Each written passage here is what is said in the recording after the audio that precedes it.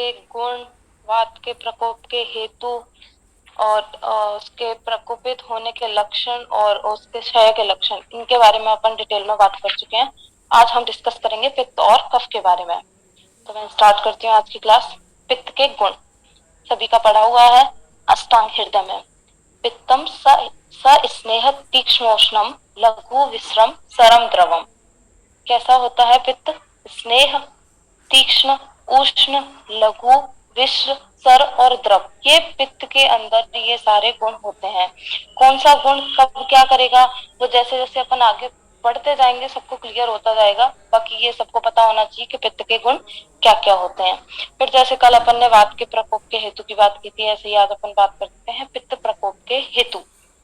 पित्त प्रकोप के जैसे कि कल डिवाइड किया था आहारज और विहारज, ऐसे ही बिल्कुल सारे दोष का यही करना। आहारज क्या हो सकता है, विहारज क्या हो सकता है, कैसे इसका प्रकोप होगा, क्या इसके लक्षण आएंगे, उसी पैटर्न पे आगे अपन धीरे धीरे बढ़ेंगे।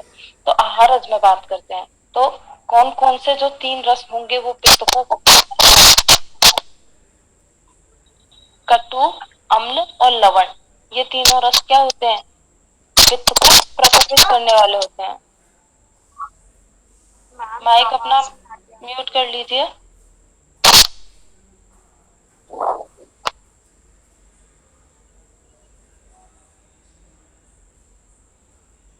मेरी आवाज आ रही है सभी को? मैम क्लियर नहीं आ रही है। ओके, एक मिनट।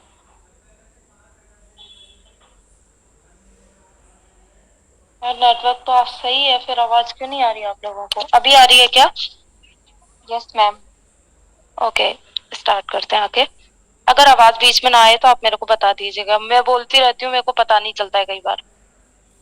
तो अपन आहार हेतु की बात कर रहे थे। तो कसाय, तिक्त, मधुरा, ये क्या होते हैं? ये पित्त को शमन करने वाले होते हैं। और बाकी के जो 3 बचे कौन कौन से? कटु, अम्ल, लवण, ये कैसे होते हैं? एक तरह से मैं बात कर सकती हूँ, ये तीनों रसों का जो वीर्य होता है वो कैसा होता है? उष्ण होता है। ये उष्ण प्रकृति के होते हैं ये वाले रस। तो इसीलिए ये क्या करेंगे? पित्त को बढ़ाने वाले होंगे। अब जो पित्त है उसके अंदर उष्ण गुण है ही, तो जो भी उष्ण गुण वाला होगा वो सारे क्या करेंगे? इसको बढ़ाने वाले होंगे। तो कटु, अम्ल, लवण, रस, ये सारे उष्ण होते हैं, इसलिए पित्त का प्रकोप करेंगे। उष्ण भोजन सेवन, बहुत ज्यादा गरम गरम, ऐसे बोलते हैं ना एक साथ गरम और बहुत ज्यादा ठंडा, दोनों ही चीजों के लिए बोला जाता है। तो अगर एक साथ गरम गरम कुछ खा लिया, उष्ण भोजन बहुत ज्यादा गरम गरम कर लिया, तो वो डायरेक्ट क्या करता है? पित्त का प्रकोप करने वाला होता है। विदाही भोजन का सेवन, विदाही यानी कि जो एसिडिटी को बढ़ाने वाला हो, जो एसिड को ज्यादा से ज्यादा प्रोड्यूस करने वाला हो, ऐसे भोजन का सेवन करने से भी क्या होता है? पित्त का प्रकोप होता है। क्योंकि अगर अपन मॉडर्न को रिलेशन की बात करते हैं पित्त की, तो वो अपन किससे करते हैं? एंजाइम, एसिड, इन्हीं से कोरिलेट करते हैं। तो वो सब ये विदाही भोजन यानी कि ये क्या करेगा? सिक्रीशन ज्यादा बढ़ाएगा, एसिड ज्यादा सिक्रीट करेगा, तो इसकी वजह से पित्त का प्रकोप होगा। तीक्ष्ण भोजन, मैं आज आपसे एक चीज डिस्कस करूं कि उष्ण और तीक्ष्ण दोनों में फर्क क्या होता है। ये दोनों ही गुण पित्त के अंदर होते हैं। उष्ण गुण क्या करता है? जैसे कि एक सिंपल सा एग्जांपल देते हैं। एक है अपने पास गर्म पानी और एक है अपने पास एसिड। तो जो गर्म पानी है उसका एक हाथ में मैंने गर्म पानी लिया हुआ है, एक हाथ में एसिड लिया हुआ है। कौन से हाथ की लेयर पेनिट्रेट हो जाएगी? जिसके अंदर एसिड है। क्योंकि एसिड उष्ण भी होगा, गर्म पानी भी उष्ण होगा, लेकिन तीक्ष्ण कौन होगा? एसिड। वो अपने तीक्ष्ण गुण के कारण ही एक जो पेनिट्रेशन करके एक जो है होल कर देगा हाथ में, लेकिन गर्म पानी ये चीज नहीं कर सकता क्योंकि उसके अंदर तीक्ष्ण गुण नहीं है। तो आपको उष्ण और तीक्ष्ण में डिफरेंस पता होना चाहिए। उष्ण और तीक्ष्ण में गर्म दोनों ही होते हैं, लेकिन एक पेनिट्रेट कर सकता है और उष्ण वाला पेनिट्रेट नहीं कर सकता है। ठीक है, ये आपको क्लियर हो जाना चाहिए। फिर तिल, तिल जो तिल की बात करते हैं, तिल कैसी होती है? उष्ण होती है। उष्ण होने के कारण वो क्या करेगी? पित्त का प्रकोप करती है। अतसी मतलब जो भी ऐसा आहार जो उष्ण वीर्य वाला हो, जो विपाक में कटु और ऐसे रस उत्पन्न करे जिससे पित्त का प्रकोप हो, जो विदाह उत्पन्न करे, वो सारे कैसे क्या करने वाले होंगे? पित्त का प्रकोप करने वाले होंगे। दधि और सुरा। दधि की बात करते हैं। दधि के लिए आपने सुना है दधि अभिष्यंदी होता है, लेकिन दधि उष्ण वीर्य वाला होता है। तो अभिष्यंदी होने के कारण दधि क्या करता है, दधि मतलब दही, क्या करेगा, कफ का प्रकोप करेगा। और उष्ण होने के कारण दही, अगर ऐसे नहीं है आज दही खाया और कल पित्त का प्रकोप, नहीं, लंबे टाइम तक दही का प्रयोग करने से पित्त का प्रकोप होता है। इसीलिए आपने कभी सुना हो चरक सूत्र 7 में बोला गया है कि दधी का रात में प्रयोग नहीं करना चाहिए। दधी का अकेले किसी भी मतलब खाली दही नहीं खाना चाहिए, उसमें शर्करा या ये सब चीजें मिला के खानी चाहिए, क्योंकि अकेला दही जो खाते हैं वो क्या करता है, कफ और पित्त का प्रकोप करता है। अगर उसमें अपन शर्करा, मधु ये सब मिला लेते हैं तो वो पित्त का प्रकोप या कफ का प्रकोप को शमन करने वाला होता है। सुरा, सुरा की बात करें, सुरा कैसी होती है, एसिड बोल सकते हैं एक तरह से। जो भी अपन बात कर रहे हैं, सुरा, आसव, ये सारे अम्लीय प्रकृति के होते हैं, अम्लीय प्रकृति और उष्ण गुण के होते हैं। इस कारण ये क्या करते हैं, पित्त का प्रकोप करते हैं। कांजी, कांजी जो क्या बोलते हैं, कांजी को आप लोग समझते होंगे शायद, वो जो अचार वगैरह बनाते हैं तब जो खट्टा जो पानी होता है उसको कांजी बोलते हैं। कांजी का ही पर्याय होता है आरनाल। ये भी कैसा होता है, अम्लीय होता है, इसलिए ये क्या करेगा, पित्त को बढ़ाने वाला होगा। फिर हम बात करते हैं विहारज हेतु की। Just a second.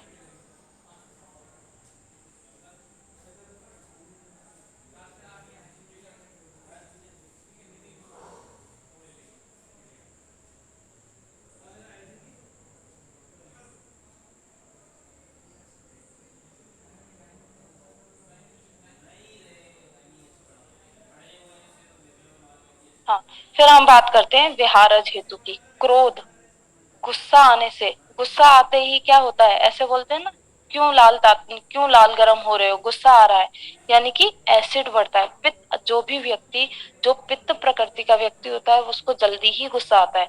क्यों, क्योंकि पहले ही वो पित्त प्रकृति का है।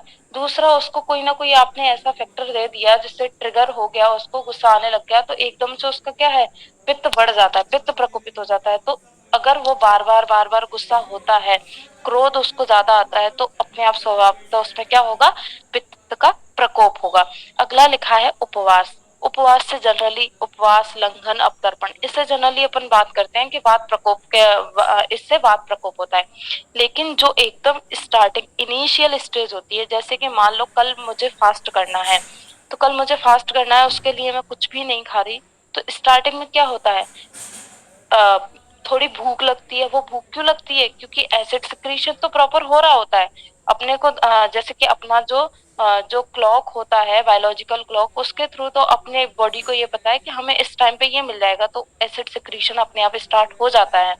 लेकिन उस टाइम पे हमने मान लो खाना नहीं खाया, तो वो एसिड एक टाइम तक तो बढ़ेंगे, लेकिन दूसरे टाइम पे जब वायु प्रकोपित होगी तब उस एसिड को या पित्त को सबसाइड करेगी। तो इनिशियल स्टेज में अपन मान सकते हैं कि उपवास की इनिशियल स्टेज में क्या होता है, पित्त का प्रकोप होता है। आतप, ज्यादा धूप में बैठते हैं, ज्यादा सूर्य के प्रकाश में रहते हैं, तो सूर्य का प्रकाश तो ऑलरेडी उष्ण है, उसकी वजह से भी क्या होगा, पित्त का प्रकोप होगा। जो स्त्री संपर्क यहाँ लिखा हुआ है, यहाँ कई आचार्यों का अलग अलग मत है इसमें। तो आचार्य कई जो भी है ये कि ज्यादा से ज्यादा ऐसे स्त्री संपर्क होने से क्या है, त्रिदोष प्रकोप भी मानते हैं। तो वो अलग अलग आचार्यों के अकॉर्डिंग है, तो टेक्स्ट उठाया हुआ है, बाकी आपको 3 समझने हैं, क्रोध, उपवास और आतप। फिर काल के अनुसार अगर बात करते हैं, तो काल के अनुसार जैसे खाना खाने के बाद की बात करते हैं, तो जैसे खाना खाया, खाना खाते ही क्या बढ़ता है, कफ बढ़ता है। जो खाने का डाइजेशन पीरियड होता है उसमें क्या बढ़ता है, पित्त बढ़ता है। जब डाइजेशन कंप्लीट हो चुका होता है तो वात बढ़ती है। तो काला अनुसार यानी कि जो चीजें स्वभावतः होती हैं, इनको हम जानबूझ के नहीं कर रहे, अपनी बॉडी में नेचुरली हो रही हैं। जैसे कि अब सुबह खाना खाया, तो दोपहर में जैसे 12 बजे खाना खाया दोपहर में मान लो, तो 3-4 बजे के आसपास क्या है, उस टाइम पे पित्त अपनी बढ़ी हुई स्टेज में होगा।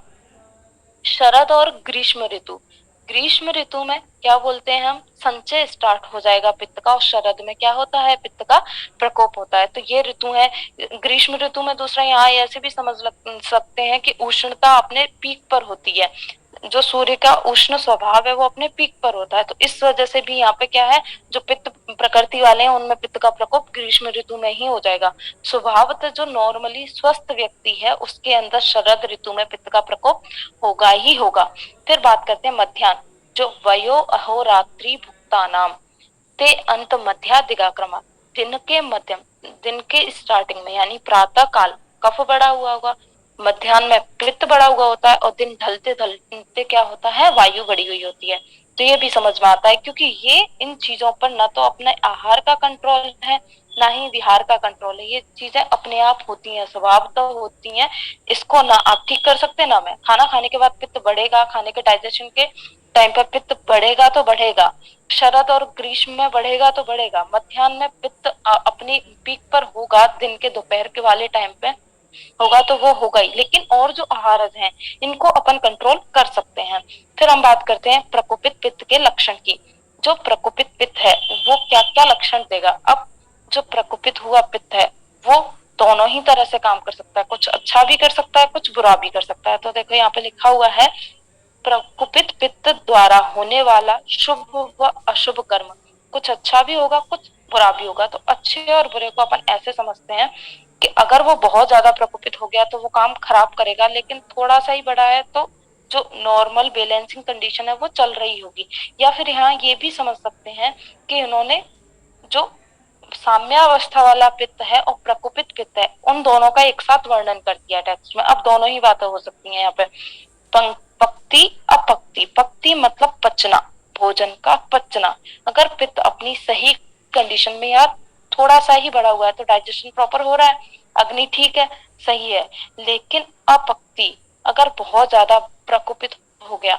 अब आप लोगों का अगला डाउट आ सकता है कि पित्त के प्रकोपित होने से भोजन का न पचना वाला कॉन्सेप्ट कैसे हो सकता है, क्योंकि पित्त जब बढ़ेगा वो अग्नि को बढ़ाएगा, और अग्नि बढ़ाते ही ऐसा तो हो नहीं सकता कि खाना ना पचे। लेकिन पित्त में बहुत सारे गुण होते हैं, जैसे अभी अपन पित्त के गुण पे चलते हैं।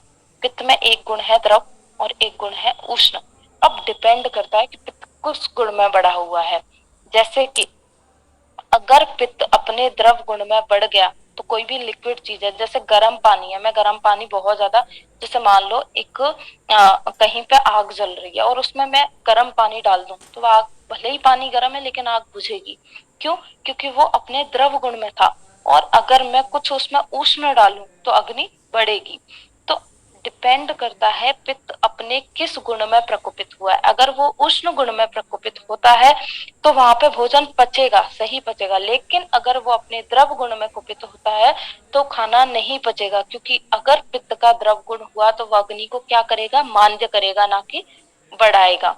तो ये आपको क्लियर होना चाहिए, इसलिए आज के बाद ये कॉन्सेप्ट तो अपना क्लियर कर ही लेना कि अगर ऐसा सोचते हो आप लोग कि पित्त जहां बढ़ेगा वहां अग्नि बढ़े, अगर पित्त प्रकोपित है तो उस व्यक्ति की अग्नि बड़ी तीक्ष्ण ही होगी, नहीं। डिपेंड करता है पित्त किस गुण में प्रकोपित है। अगर द्रव में है तो उसकी अग्नि मांद्य मिलेगी, अगर उष्ण में है या तीक्ष्ण में है तो उसकी अग्नि तीक्ष्ण मिलेगी।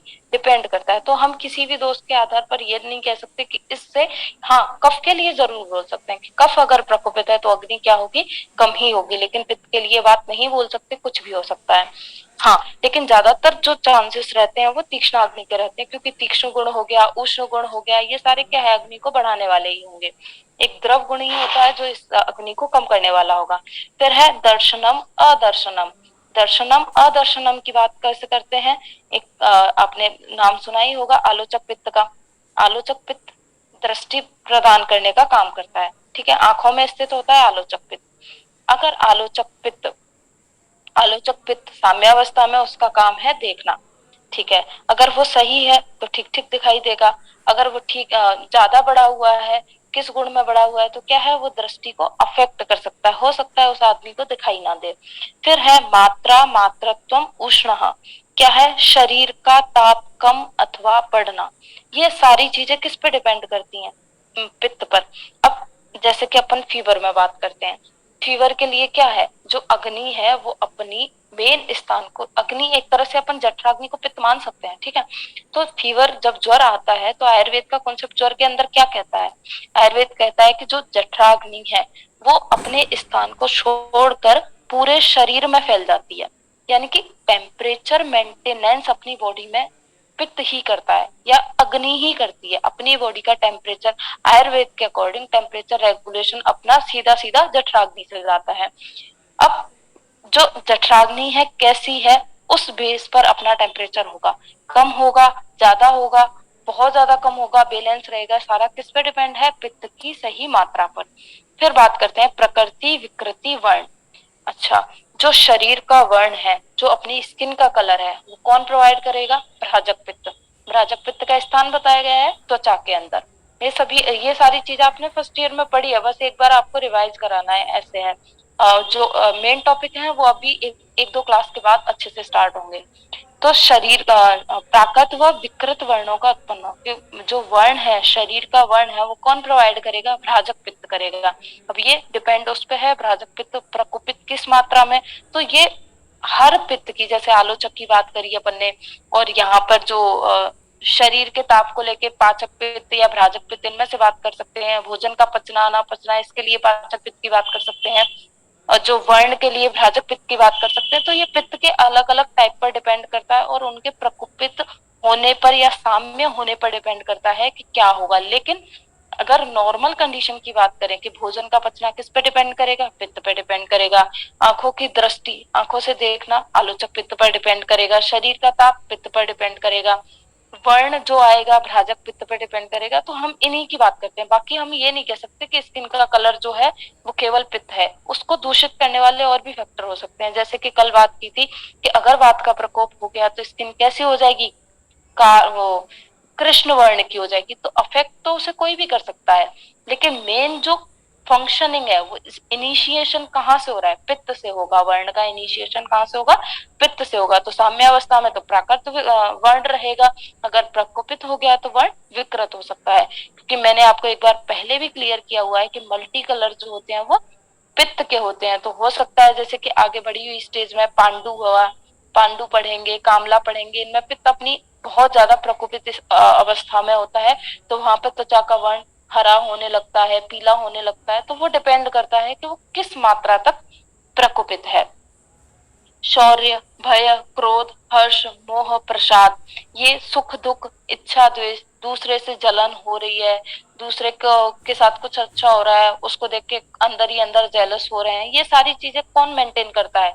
यानी कि अपन सीधा सीधा ये कह सकते हैं, आप लोगों ने ये लाइन सुनी होगी, बहुत बार सुनी होगी, कि शारीरिक दोष और मानसिक दोषों का आपस में कोरिलेशन होता है। बिल्कुल होता है, क्योंकि शारीरिक दोष ही तो बैलेंसिंग स्टेट है। शारीरिक और मानसिक जो दोष है वो अगर बैलेंस है तो अपन प्रॉपर ठीक है, स्वस्थ है।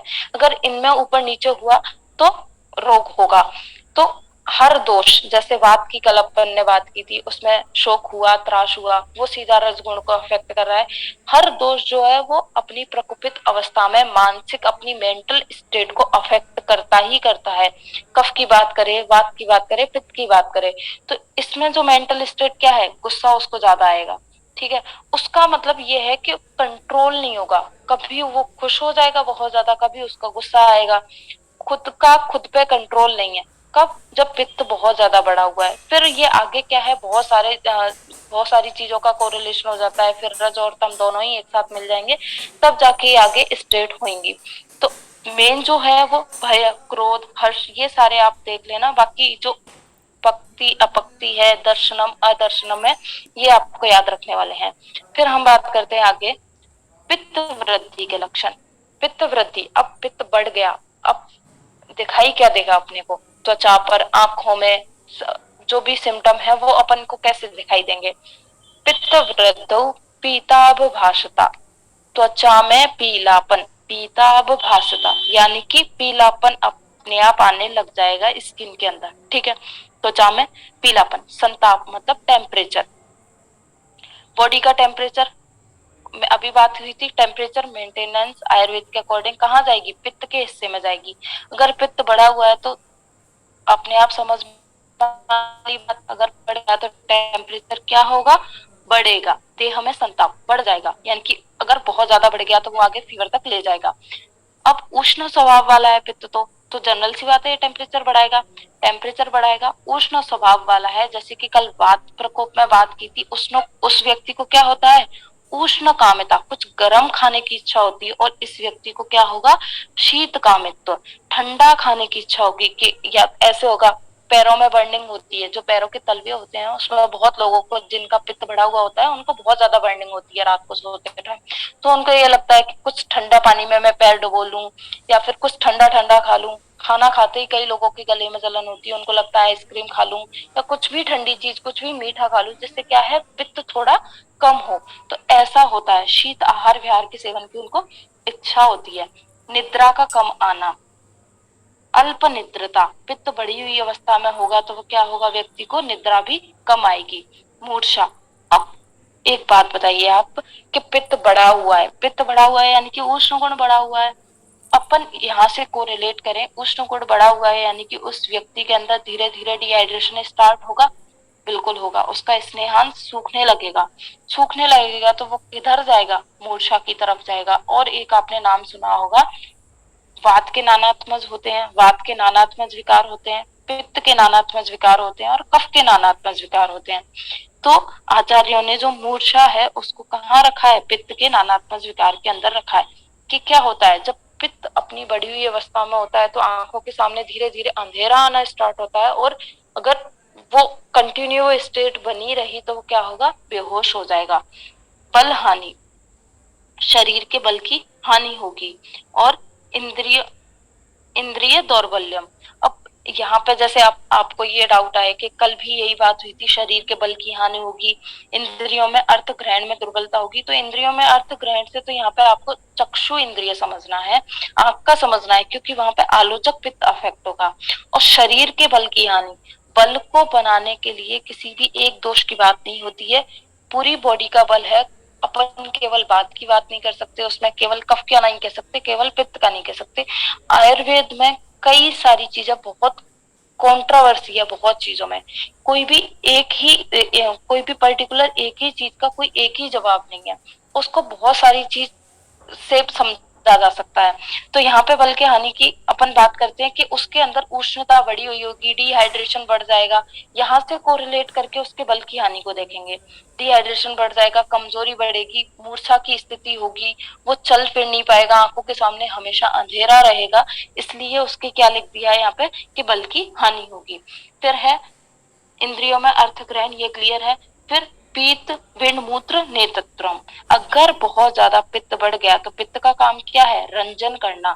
तो वो रंजन कैसा करेगा, लेकिन विकृत कलर का, यानी कि सारा विष्ठा मूत्र, इनको रंजन करने का काम कौन करता है, इनको कलर प्रोवाइड कौन करता है, रंजक पित्त करेगा। मल मूत्र में कलर प्रोवाइड। तो ये सो जो है अगर बढ़ गया तो ये यहाँ पर शो होने लग जाता है, ये जमा होने लग जाता है पित्त। तो वहां पे ये दिखाई देता है कि आंखें पीली हो रही हैं, यूरिन बहुत ज्यादा पीला जा रहा है, और जो मल है वो बहुत ज्यादा पीला आ रहा है, क्योंकि पित्त बढ़ा हुआ है। और रंजन करने का काम बॉडी में कौन करेगा, पित्त ही करता है। इसलिए ये पित्त के बढ़ी हुई अवस्था के लक्षण हो गए। फिर बात करते हैं पित्त क्षय। अब ये एकदम सिंपल है, जैसे कि अग्नि के लिए बात की, जैसे मैंने आपको बोला कि ज्यादातर आपको समझना है पित्त के लिए, पित्त की वजह से अग्नि तीक्ष्ण ही होगी, लेकिन हमेशा ये नहीं हो सकता, पित्त की वजह से अग्नि मांद्य भी हो सकती है। लेकिन यहाँ पे बोल दिया पित्त का एकदम क्षय हो गया, पित्त है ही नहीं, जबकि अग्नि को बढ़ाने के लिए तो पित्त चाहिए, इनिशिएटिव तो पित्त ही होगा। हाँ, समान वायु अग्नि को समान वायु भी जरूरी है, वहां पे पाचक पित्त का होना भी जरूरी है, लेकिन इनिशिएटिव तो कौन होगा, पाचक पित्त होगा। अगर वो डाइजेस्टिव फायर प्रॉपर है, पित्त प्रॉपर है, तभी अग्नि प्रॉपर हो सकती है। लेकिन अगर पित्त का ही क्षय है तो अग्नि को स्टार्ट करने वाला, अग्नि को जलाने वाला कोई भी नहीं है। तो मंद ऊष्मा अग्निता, क्या होगा, अग्नि मांद्य हो जाएगी, अग्नि का दुर्बल होना। दूसरे पॉइंट की बात कर रही हूँ पहले, अग्नि का दुर्बल होना। फिर लिखा हुआ है पहला पॉइंट, पित्त क्षय होने पर शरीर का ताप कम होना। अपन बात कर चुके हैं डिटेल में कि जो टेम्परेचर मेंटेनेंस है वो कौन करता है, पित्त करता है। अगर पित्त कम है तो बॉडी का टेम्परेचर अपने आप डाउन होने लगेगा। टेम्परेचर भी कैसा, टेम्परेचर गर्म, पित्त भी गर्म। तो ये बहुत इजीली समझ आने वाली चीज है कि अगर पित्त नहीं है तो शरीर का ताप भी क्या होगा, कम होगा। फिर बात करते हैं प्रभा का क्षय होना।